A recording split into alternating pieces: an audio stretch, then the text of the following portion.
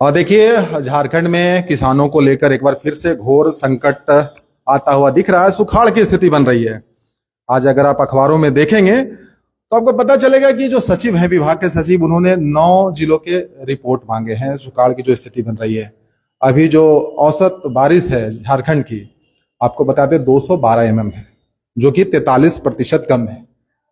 पिछले साल भी यही स्थिति थी।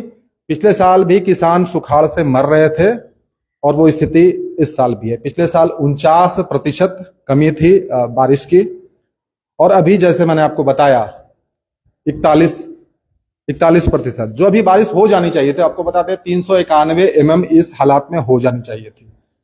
सबसे कम बारिश जो हुई है, आपको हम बता दें, चतरा और धनबाद में। चतरा की स्थिति और खराब है, वहां 71 है और धनबाद की 88। सबसे ज्यादा जो बारिश हुई है वो आपको बता दें सिमडेगा में हुई है, 471। तो इन तमाम बातों को लेकर आप लोग सोच रहे होंगे, भैया ये तो हम लोग हर दिन सुनते हैं कि बारिश कम हो रही है, मानसून कमजोर है, लेकिन ये क्यों कमजोर है? इसके लिए आज हम सर के पास आए हैं। हेड ऑफ डिपार्टमेंट है प्रदीप सिंह जी, भूगोल, मारखम कॉलेज के भूगोल वेता हैं। सर से जानेंगे कि सर जो स्थिति बन रही है झारखंड में मानसून को लेकर, लोग समझना चाहते होंगे कि भौगोलिक स्थिति इतनी अच्छी है झारखंड की, बावजूद जो मानसून को लेकर उतार चढ़ाव है, लगातार है। पिछले साल भी बारिश नहीं हुई, इस साल भी किसान मर रहे हैं। जो 18 लाख हेक्टेयर में धन रोपनी होनी है, इस साल मात्र 1% हुई है। कैसे देखेंगे और कैसे लोगों को समझाएंगे मानसून के बारे में? सबसे पहले स्वागत है। बहुत बहुत धन्यवाद। सबसे पहले हम लोगों को जो मानसून का मार्ग है इंडिया में आने का, भारत में आने का, उसको पहले हमको समझना होगा, और उस रूट को जब हम समझेंगे तभी हम इसको क्लियर कर सकते हैं। मानसून का आने का समय से 15 जून से लेकर 15 अक्टूबर तक है। कभी कभी मानसून देर भी हो जाती है, 20-25 जून तक आती है झारखंड में, लेकिन हमारा समय फिक्स है।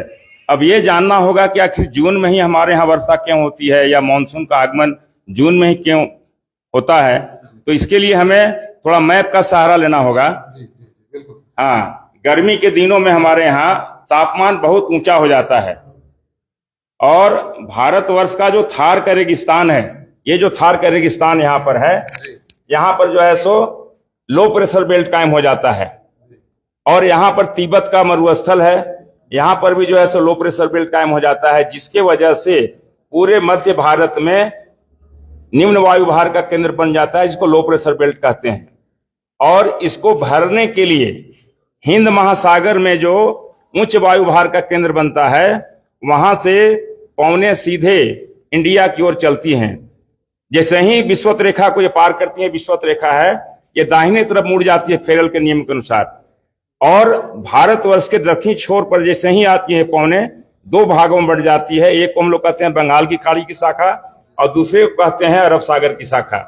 अरब सागर की शाखा भी 3 भाग में बढ़ती है, एक केरल के तट पर, एक नर्मदा ताप्ती घाटी से होते हुए देश के आंतरिक भागों में जाती है, और तीसरी शाखा सीधे गुजरात होते हुए, राजस्थान होते हुए कश्मीर की ओर चली जाती है।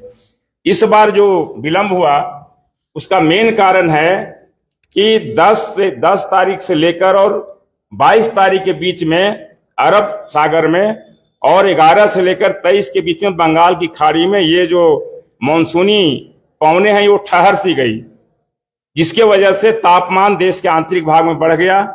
और 15 तारीख को जो गुजरात के तट पर बिपरजॉय जो तूफान आया, उसके वजह से इसका मार्ग थोड़ा सा अवरुद्ध हो गया, और सीधे इसका डायरेक्शन उत्तर की ओर बढ़ गया तूफान के साथ साथ, जिसके वजह से यह जो बीच का भाग है, जिसमें हम लोग झारखंड का भी भाग आता है, यहाँ पर जितनी तीव्रता होनी चाहिए थी मानसूनी पवनों का, उतना नहीं हो पाया, जिसके वजह से यहाँ पर वर्षा में इस बार बहुत कमी हो गई। तो गुजरात में आया तूफान की वजह से मानसून लेट हुआ, ये बताना तूफान, हाँ, बिपरजॉय जो 15 तारीख को आया, इसके वजह से इसका डायरेक्शन को रोक दिया गया। जो दक्षिण से पवनें आ रही थी अरब सागर की ओर से, वो ठहर से गई, जिसका प्रभाव हमारे देश के आंतरिक भाग पर पड़ा, जिसकी वजह से आंतरिक भाग में वर्षा में कमी हो गई। और लगातार आप देख रहे होंगे उत्तरी पश्चिमी भारत में जहां वर्षा कम होती थी, वहां वर्षा लगातार ज्यादा हो रही है और बाढ़ की स्थिति बनी हुई है, जबकि मध्यवर्ती भारत में खासकर सुखाड़ की स्थिति बनी हुई है।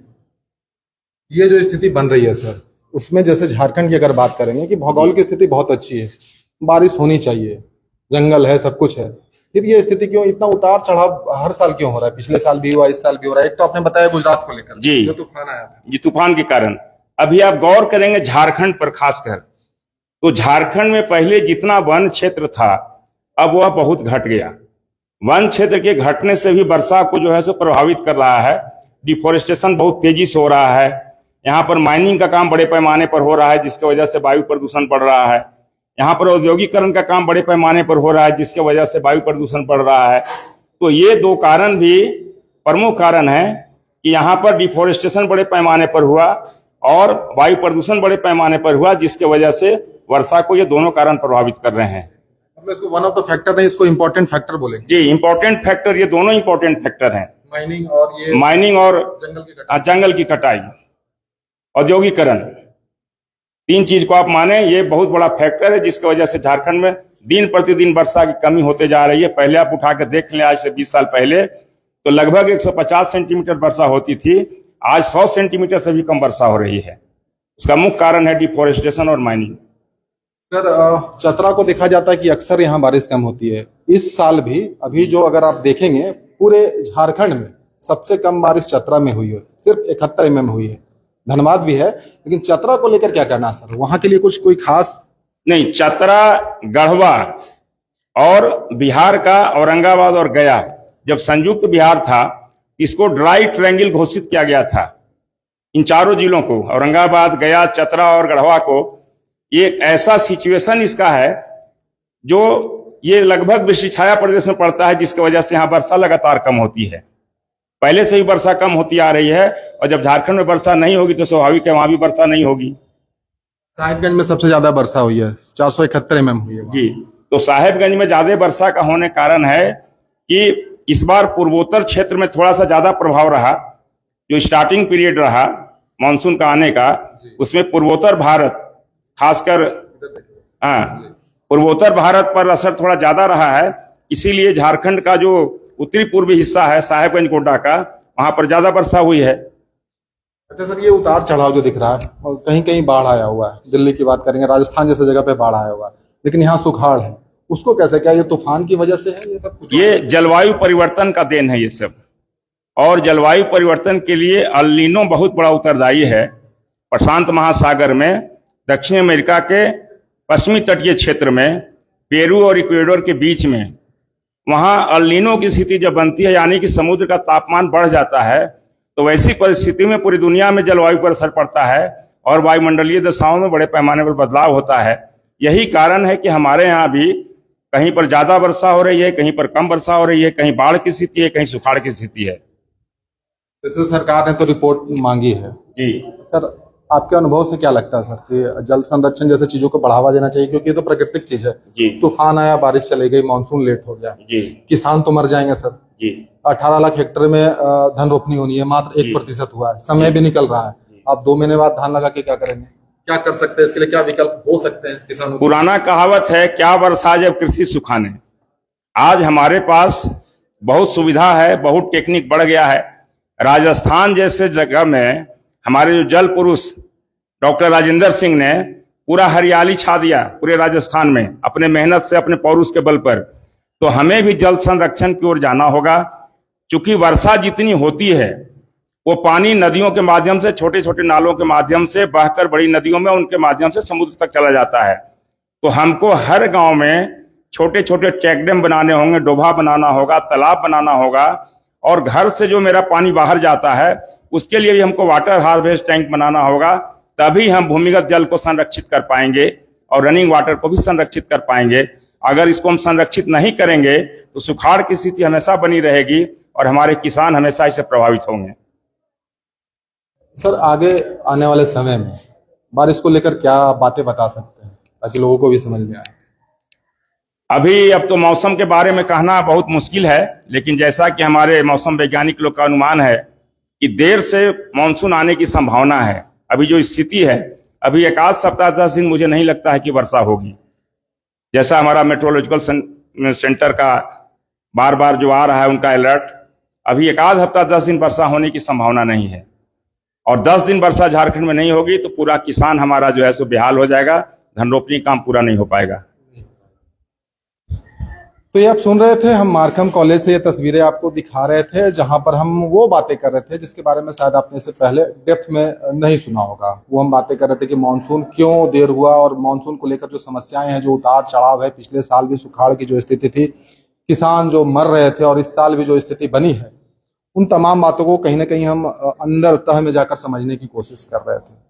बाकी वो भी बातें हैं जो सर ने बताई। हम मार्कम कॉलेज में हेड ऑफ डिपार्टमेंट हैं, प्रदीप सर जी हैं, डॉक्टर प्रदीप सर जी हैं, वो सारी बातें बता रहे हैं। जल संरक्षण की जरूरत है, किसान ऐसे ही झारखंड में मरते रहेंगे वो कोई विकल्प नहीं हो सकता जिसमें आप मुआवजा दे देते हैं, क्योंकि किसान को पूरी जिंदगी चलानी होती है। तो उसको लेकर मानसून बहुत इंपॉर्टेंट फैक्टर है। जब बारिश नहीं हो रही है तो बारिश कहाँ से आए? जल संरक्षण सबसे इंपॉर्टेंट है। जल संरक्षण बहुत जरूरी है। बड़े पैमाने पर हमको वृक्षारोपण करना होगा सतही जल को बचाने के लिए, भूमिगत जल को बचाने के लिए, और जल प्रबंधन कहीं न कहीं वाटर शेड मैनेजमेंट पर हमको ज्यादा जोर देना होगा। गांव का पानी गांव में ही हमको बचाना होगा, घर का पानी घर में ही बचाना होगा, तभी हम जल को बचा सकते हैं और अपनी दशा को बदल सकते हैं। बहुत बहुत धन्यवाद सर। मैं कुणाल सिंह, आप फिलहाल के लिए इतना ही। और भी कोई आपके सवाल हो तो आप कमेंट सेक्शन में लिख सकते हैं, हम सर से पूछकर आप तक जवाब जरूर पहुंचाने की कोशिश करेंगे। फिलहाल के लिए इतना ही, मिलेंगे फिर।